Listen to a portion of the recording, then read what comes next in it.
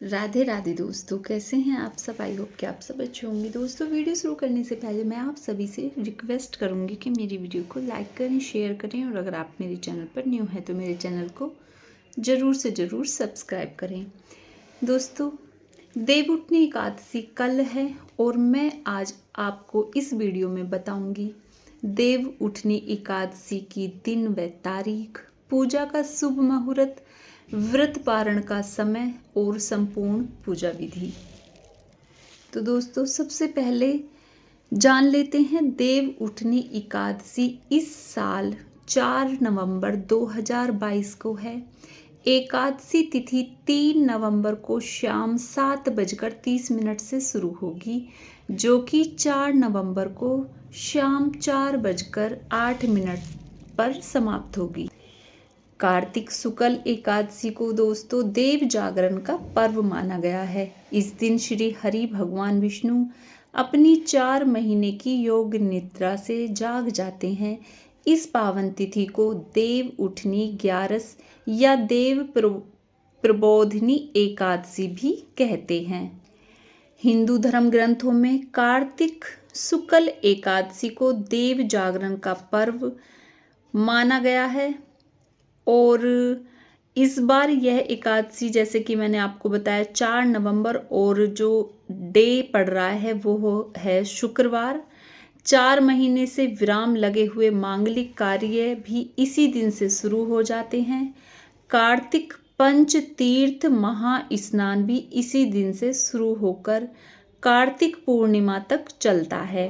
पूरे महीने कार्तिक स्नान करने वालों के लिए एकादशी तिथि से पंचमी का व्रत प्रारंभ होता है। मतलब 5 दिन के ये व्रत प्रारंभ होते हैं, जो 5 दिन तक लगातार निराहार निर्जला रहकर किया जाता है। और दोस्तों, बाकी व्रत अपनी क्षमता के अनुसार आप रख सकते हैं, अपने स्वास्थ्य के अनुसार रखें। यह व्रत धर्म, अर्थ, काम, मोक्ष की प्राप्ति के लिए किया जाता है। पद्म पुराण में वर्णित एकादशी महात्म के अनुसार ये एकादशी व्रत का फल 1000 अश्वमेघ यज्ञ और 100 राजसूय यज्ञ के बराबर होता है। एकादशी तिथि का उपवास बुद्धिमान, शांति प्रदाता व संतत दायक होता है। इस दिन पवित्र नदियों में स्नान व भगवान विष्णु के पूजन का विशेष महत्व है। इस व्रत को करने से दोस्तों जन्म जन्मांतर के पाप क्षीण हो जाते हैं तथा जन्म मरण के चक्र से हमें मुक्ति मिलती है। विष्णु पुराण में ये भी बताया गया है कि किसी भी कारण से, चाहे लोभ के वशीभूत होकर या मोह के कारण, जो एकादशी तिथि को भगवान विष्णु का अभिनंदन करते हैं, वे समस्त दुखों से मुक्त होकर जन्म मरण के चक्र से मुक्त हो जाते हैं। दोस्तों, अब बात करेंगे पूजा विधि के बारे में। तो इस दिन आप चाहें तो आप इस दिन सायकाल में पूजा स्थल को साफ सुथरा करके कहीं कहीं पर जो वो होता है ना, चावल का आटा यूज़ होता है, कहीं पर गेरू यूज़ होता है। हमारे यहाँ गेरू यूज़ होता है, तो कहीं कहीं हल्दी भी यूज़ होती है। तो ये गेरू से या चावल के आटे से या हल्दी मिलाकर पूजा कक्ष के पास भी आप बना सकते हैं, आंगन में भी आप बना सकते हैं, कहीं पर भी दीवार पे आप देव ठान बनाए जाते हैं जिनकी शाम के टाइम पूजा होती है। तो देवउठनी एकादशी मतलब दोपहर से पहले आप देवठान जरूर बना लें और सूर्यास्त के बाद देव उठाए जाते हैं। घी के आप चाहें तो 5 दीपक या 11 दीपक जला सकते हैं। 2 दीपक अगर आप अपने मेन गेट के दोनों तरफ जलाएं तो बहुत ही शुभकारी माने जाते हैं, क्योंकि इस दिन भगवान विष्णु अपनी निंद्रा से जागते हैं। तो कहते हैं 1 दीपक विष्णु भगवान का और 1 दीपक लक्ष्मी माता का आप अपने मेन गेट पर जलाएं उनके नाम का। फिर भगवान श्री हरि विष्णु की पूजा करें। देव उठने में आप ईख, केला, सिंगाड़ा, लड्डू, खील बतासे, मूली या दोस्तों कोई भी ऋतु फल आप इस पूजा में रख सकते हैं। यह सब श्रद्धापूर्वक श्री हरि को अर्पण करने से उनकी पूजा और उनकी कृपा आप पर सदा बनी रहेगी। दोस्तों, इस दिन माँ तुलसा जी का विवाह शालिग्राम जी के साथ भी किया जाता है। बहुत जने इस दिन उनका विवाह करते हैं और बहुत जने माता तुलसी माता को और शालिग्राम जी की एक साथ बिठाकर पूजा करते हैं। तो इस दिन आप शालिग्राम जी को पंचामृत से स्नान अवश्य कराएं और हल्दी वाला जल माँ तुलसा को जरूर चढ़ाएं, क्योंकि शादी के दिन हल्दी का विशेष महत्व होता है। तो आप जब भी एकादशी के दिन तुलसा महारानी को जल दें तो उसमें जरा सी हल्दी जरूर डालें। आप चाहें तो शालिग्राम जी का श्रृंगार कर सकते हैं। श्रृंगार कैसे करना होता है शालिग्राम जी का, ये वीडियो मेरे चैनल पर ऑलरेडी है। मैंने वो कम्युनिटी में प्रोवाइड कर दी है, आप चाहें तो चैनल पर जाकर देख सकते हैं। दोस्तों, सुख सौभाग्य में वृद्धि के लिए प्रभु का इस दिन चरणामृत अवश्य ग्रहण करना चाहिए। ऐसा माना जाता है कि चरणामृत सभी रोगों का नाश करके अकाल मृत्यु से रक्षा करता है, सभी कष्टों का हमारे निवारण करता है। तुलसा महारानी को साड़ी आप चाहें तो उस दिन पहना सकते हैं, आप चाहें तो उन्हें चुनरिया पहना सकते हैं। और ये कुछ भी आपके पास में नहीं बन रहा है तो आप खाली उन पर वस्त्र रूप में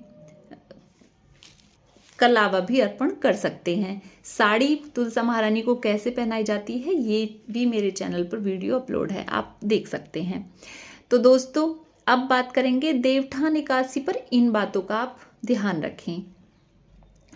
जैसे कि मैंने बताया है, एकादशी वाले दिन निर्जल रहकर केवल जल पदार्थ पर उपवास करने से लाभ मिलता है। अगर कोई दोस्तों बीमार है या वृद्ध है या बालक है या कोई भी किसी को प्रॉब्लम है तो केवल वे एक टाइम खाना खाकर भी या फलाहार रहकर भी ये व्रत कर सकते हैं। अगर यह भी संभव ना हो तो इस दिन चावल और नमक दोस्तों नहीं खाना चाहिए, क्योंकि चावल का इस दिन विशेष परहेज बताया गया है।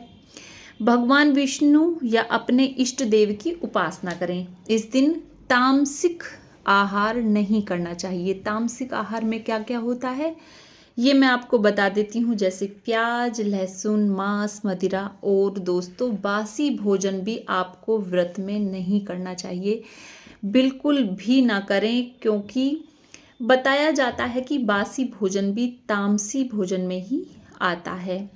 और पूरे दिन आप मन मन में ओम नमः भगवते वासुदेवाय मंत्र का जाप कर सकते हैं।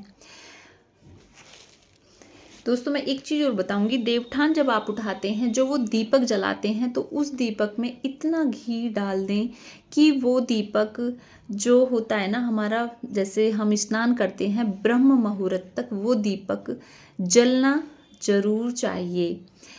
आप इस दिन गन्ने का मंडप बना सकते हैं, उसके बीच में चौक पूर सकते हैं। इसके बाद में चौक के मध्य भाग में आप शालिग्राम जी को बिठा सकते हैं, या अगर आप पर शालिग्राम जी नहीं है तो उनका कोई चित्र हो, चित्र नहीं हो तो उनकी कोई मूर्ति हो, मूर्ति ना हो तो अगर आपके घर में लड्डू गोपाल जी हो तो आप उनको भी बिठाकर और माँ तुलसा के साथ पूजन कर सकते हैं। और दोस्तों, जिन लोगों ने एकादशी का व्रत रखते हैं, वो लकड़ी की दातुन या पेस्ट से दांत साफ ना करें। इस दिन अपने बाल कभी भी ना धोएं, और क्योंकि इस दिन किसी पेड़ पौधे के पत्तों को नहीं तोड़ना चाहिए। जो लोग एकादशी का व्रत रखते हैं दोस्तों, उनके लिए ये चीज मैं बता रही हूँ। एकादशी के दिन तुलसी तोड़ने से भी बचें, क्योंकि तुलसी विष्णु भगवान की प्रिया है। तो भोग लगाने के लिए पहले तुलसी तोड़ लेनी चाहिए, लेकिन अर्पित की गई तुलसी स्वयं ग्रहण ना करें।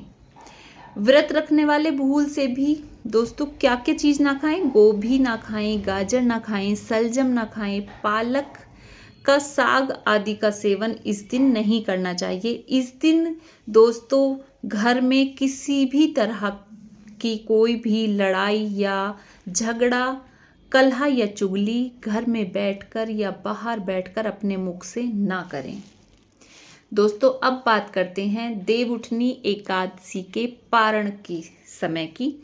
तो इस दिन पारण एकादशी का पारण अगले दिन होगा सुबह 6:36 से सुबह 8:47 के मध्य आपको पारण कर लेना है।